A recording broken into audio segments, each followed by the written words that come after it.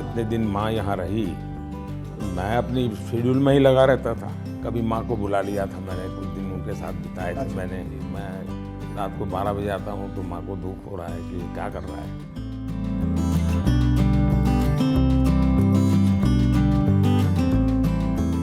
दुनिया में माँ और बच्चे का रिश्ता कुछ ऐसा होता है कि बच्चे से जुड़ी हर बात तो माँ पर असर डालती ही है और माँ से जुड़ी हर बात बच्चे पर भी गहरी छाप छोड़ती है। तभी तो माँ की परछाई जैसे शब्दों का इस्तेमाल बच्चे के लिए किया जाता है। हर बच्चे का माँ से अलग और परिवार के अन्य सदस्यों से कुछ अलग रिश्ता होता है। ठीक वैसा ही रिश्ता है प्रधानमंत्री मोदी का अपनी माँ के साथ।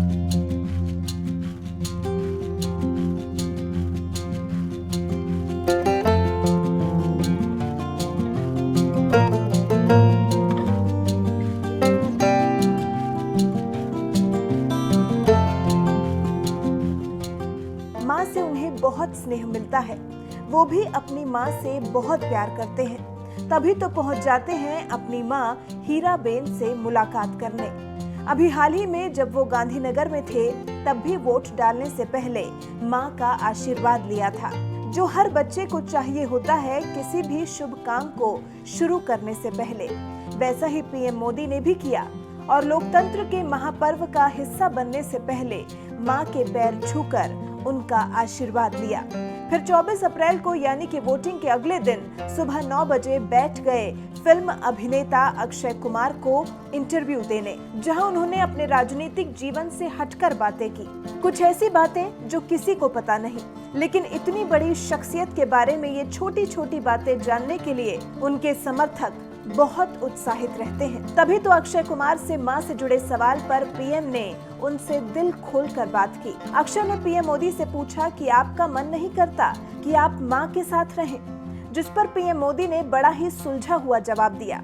उन्होंने बताया कि असल में उनकी मां और वो आपस में किस तरह का बॉन्ड शेयर करते हैं। पीएम मोदी के मुताबिक उन्होंने बहुत छोटी सी उम्र में ही अपना घर छोड़ दिया था। हालांकि उस समय पर तकलीफ हुई होगी, लेकिन घर छोड़ने के बाद से सभी से रिश्ता थोड़ा अलग हो गया। जिंदगी सबसे अलग सी हो गई। लगाव, मोह, माया जैसी भावनाएं दूर सी हो गई। अब इतने साल तक उन सब से अलग होने के बाद उनसे दूर रहना जैसे सीख लिया हो, और अब तो जैसे जिंदगी ही उस तरह की हो गई हो। पीएम कहते हैं कि माँ को मैंने बुलाया भी था, कुछ दिन अपने साथ रखा भी था, लेकिन मेरी माँ को लगता है कि क्यों तुम मेरे पीछे अपना समय खराब करते हो। गांव में तो माँ के पास बहुत से लोग होते हैं बात करने के लिए। माँ कहती हैं कि यहाँ मैं तुम्हारे साथ क्या बात कर पाऊंगी। पीएम मोदी कहते हैं कि मैं माँ को समय नहीं दे पाता था, मेरे आने जाने का कोई टाइम नहीं था। कभी मैं रात में 12 बजे आया तो माँ को उससे तकलीफ होती थी। इतना बड़ा आपका घर है, जैसे मैं अपने घर पे अपनी माँ के साथ रहता हूँ, आपका मन करता है सर आपकी माँ, आपके भाई, आपके सारे जितने भी रिश्तेदार हैं आपके साथ घर पे रहें? पहला है कि अगर मैं पीएम बनकर के घर से निकला होता तो स्वाभाविक रूप से मेरा मन रहता कि भाई सब वही रहे। मैं एक ज़िंदगी की बहुत छोटी आयु में सब कुछ छोड़ चुका हूँ, बहुत छोटी आयु में। मन नहीं करता माँ बहुत छोटी आयु में छोड़ दिया। छोड़ दिया उसके कारण वो ज़िंदगी ऐसी थी जो टोटली डिटैच बन गई है। और इसलिए जिसको कहे लगाव, मोह, माया, क्योंकि मेरी वो जो ज़िंदगी में जो घर छोड़ करके निकल गया था, वो जो ट्रेनिंग हुई वो उस प्रकार की हुई, और उसके कारण एक अवस्था के बाद छोड़ना है तो मुश्किल जाता है। उस समय जब छोड़ा तब तकलीफ हुई होगी, लेकिन अब ज़िंदगी वो बन गई। लेकिन फिर भी कभी माँ को बुला लिया था मैंने, कुछ दिन उनके साथ बिताए थे मैंने। पर फिर भी जैसे मेरी माँ मुझे कहता है भाई तुम मेरे पीछे क्यों समय खराब करते हो, और मैं यहाँ क्या करूँगी तुम्हारे साथ रह के। मैं अपना चली जाती हूँ, मैं अपने पुराने गांव के जो लोग हैं कभी यहाँ मिलने आते तो बातें होती है, अपनी बातें होती, तुम्हारे साथ मैं क्या बात करूँ। तो स्वाभाविक है किसी का मन मेरे साथ नहीं लगेगा। तीसरा, मैं भी समय नहीं देता। जितने दिन माँ यहाँ रही मैं अपनी शेड्यूल में ही लगा रहता था, तो एक आध बार साथ में खाना खा लेता था, फिर मुझे भी कभी पेन होता था कि मैं रात को 12 बजे आता हूँ तो माँ को दुख हो रहा है कि क्या कर रहा है। तो ये कुछ ऐसी बातें थीं जिनकी वजह से पीएम मोदी अपनी मां के साथ नहीं रह पाते। विरोधी कई बार उन पर मां को खुद से दूर रखने के आरोप लगाते रहे हैं, लेकिन इसके पीछे की वजहें इतनी अलग हैं कि अब मां को लेकर पीएम पर सवाल उठाने वालों को उनका जवाब मिल गया होगा कि असल में पीएम मोदी के अपनी मां से अलग रहने के पीछे की वजह क्या है। अक्षय कुमार को दिए इंटरव्यू में पीएम मोदी ने ऐसी ही बहुत सी छोटी छोटी लेकिन बहुत ही दिलचस्प बातें की हैं। और क्योंकि पीएम नरेंद्र मोदी के बारे में लोग हमेशा कुछ न कुछ जानने के इच्छुक रहते हैं, ऐसे में उनकी मां से उनके रिश्ते के बारे में पता चलने से बेहतर और क्या हो सकता है। हालांकि अभी लोकसभा चुनाव का दौर है, 3 चरणों के लिए मतदान किया जा चुका है, अभी 4 और चरणों के लिए मतदान होना बाकी है। इसी महापर्व के बीच पीएम मोदी ने अपनी जिंदगी के कुछ बेहतरीन अंशों को दुनिया के साथ साझा किया है, वो भी राजनीति से बिल्कुल अलग हटकर।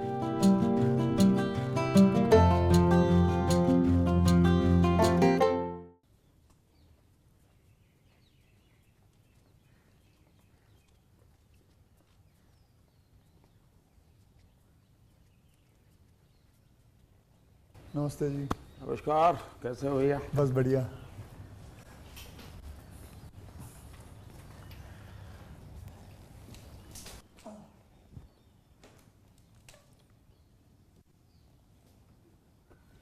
आज मैं आपको बताऊं कि मुझे मौका मिला यहाँ हमारे प्रधानमंत्री के घर पे आने का और इनसे बातचीत करने का। तो मैं कोई पॉलिटिकल क्वेश्चंस नहीं लाया हूँ। मुझे जानना है कि as a person, as a human being, एक इंसान के नाते हमारे जो प्रधानमंत्री हैं वो कैसे हैं, क्या खाते हैं, क्या बातचीत, मतलब उनकी पूरी दिन में जो सब चीज़ें होती हैं, मतलब पॉलिटिक्स को छोड़ के उसके बारे में मैं उनसे जानना चाहूँगा। तो सबसे पहले सर आपका बहुत बहुत धन्यवाद करना चाहता हूँ कि आपने मौका दिया है आपसे बात करने का। मुझे अच्छा लगा कि हम 2400 घंटे राजनीति की बातों में ही उलझे रहते हैं, तो आपने हल्की फुल्की बातें और अपॉलिटिकल बातें करने के लिए इच्छा जताई है।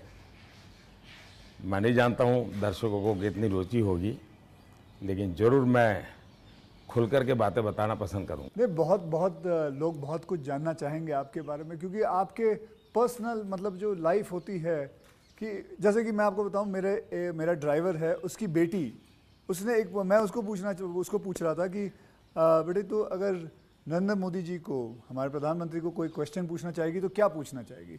तो कमाल का सवाल उसने पूछा कि क्या हमारे प्रधानमंत्री आम खाते हैं? ये भी उसका क्वेश्चन है कि आम खाते हैं, और अगर खाते हैं तो क्या काट के खाते हैं या ऐसे गुठली के साथ खाते हैं? मतलब होता है ना, वॉश बेसिन के ऊपर खड़े होके गुठली के साथ आम खाना, उसका मज़ा ही कुछ और होता है। तो मैं जानना चाहूँगा कि आप आम खाते हो सर? एक तो मैं आम खाता भी हूँ और आम खाना मुझे बहुत पसंद भी है। अच्छा। और गुजरात में आम रस की परंपरा भी है। वो तो बहुत। लेकिन जब मैं छोटा था तो वैसे तो कोई आम वाम खरीदना वरीदना तो हमारे लिए कोई उस प्रकार की कोई लग्जरी हमारे फैमिली थी नहीं। लेकिन कभी खेतों में चले जाते थे तो हमारा देश का जो किसान है बड़ा उदार रहता है। कोई खेत में आकर के खाता है तो कभी रोकता नहीं है, चोरी करता है तो रोकता है। तो आम के पेड़ पर जो पके हुए आम थे वो खाना हमें ज़रा ज़्यादा पसंद था। यानी उतारने के बाद पकाया हुआ नहीं, नेचुरल कोर्स में पका हुआ, और फिर पूरा का पूरा। अच्छा, तब तो ये हाइजीनिक की कोई समझ भी नहीं थी कि धोना चाहिए, टिकना करना, कुछ नहीं समझते थे, ऐसा ही अपना कर लेते थे। लेकिन बाद में जैसे जैसे बड़े तो कई वैरायटियों के विषय में जानने लगे, आम रस खाने की आदत लगी। लेकिन इन दोनों मुझे कंट्रोल करना पड़ता है। अच्छा, अभी फिलहाल कंट्रोल? अब फिलहाल में मुझे सोचना पड़ता है कि इतना खाऊं या ना खाऊं। नरेंद्र जी, मैं आपसे ये पूछना चाहूँगा कि आपने कभी सोचा था कि आप प्रधानमंत्री बनेंगे?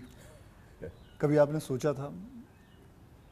और सोचा भी था तो कौन से साल में, कौन सी उम्र में आपने सोचा था कि मैं इस देश को चलाना चाहूँगा? कभी ऐसा विचार नहीं आया। अच्छा। और सामान्य लोगों के मन में बात गले नहीं उतरती है। शायद जो बन जाते हैं सबके जीवन में ऐसा होगा। मैं नहीं मानता हूँ कि यानी कोई एकदम फैमिली ही उसी प्रकार से बैकग्राउंड वाली हो और किसी के मन में इच्छा जगती हो तो बहुत स्वाभाविक है। वरना मेरा जो फैमिली बैकग्राउंड है उसमें तो अगर मुझे कहीं अच्छी सी नौकरी की भी मिल गई होती तो शायद मेरी माँ अड़ोस पड़ोस के लोगों को गुड़ खिला देती कि चलो भाई बेटे को वहाँ नौकरी मिल गई, क्योंकि उससे ज़्यादा हमने तो कुछ सोचा नहीं था, गांव के बाहर कुछ देखा नहीं था। ये तो ऐसे ही यात्रा चल पड़ी और देश मुझे लेता चला गया। तो अपने आप ही बनते चले गए, सब कुछ कुछ जिम्मेवारी आती गई। बहुत ही मतलब नेचुरली रहा है इसमें। वैसे मुझे मेरी दृष्टि से, मेरे व्यक्तिगत जीवन की दृष्टि से अननेचुरल लग रहा है, ओके। क्योंकि मेरा बैकग्राउंड, मेरी दुनिया, आज की जो राजनीति का तौर तरीका उसमें ये सब बैठता ही नहीं है जी। मुझे भी आश्चर्य हो रहा है कि देश मुझे इतना प्यार कैसे करता है और इतना सारा क्यों मुझे देता रहता है। जहाँ तक मैंने पढ़ा है आप सन्यासी बनना चाहते थे या आप सोल्जर या आर्मी में जाना चाहते थे, ऐसा कुछ भी था? ये आपकी बात सही है, ये आपकी बात सही है। बचपन में मेरा एक स्वभाव था किताबें पढ़ना, लाइब्रेरी चला जाता था, तो बड़े बड़े लोगों के जीवन पढ़ना ये शौक़ रहता था।